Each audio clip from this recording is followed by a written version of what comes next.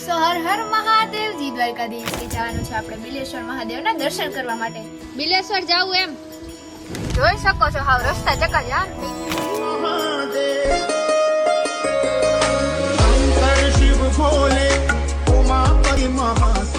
જય બિલેશ્વર મહાદેવ.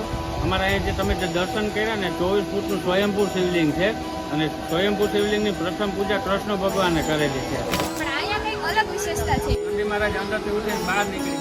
તો તમે જોયું હશે કે આની વિશેષતા છે કે અહીંયા નંદી મહારાજ કેમ બારે છે. અને અહીંયા 9 દિવસ મેળો હોય 13 14 અમાસ બિલેશ્વર મંદિર તરફથી આમ ચલાવવા લાગે છે.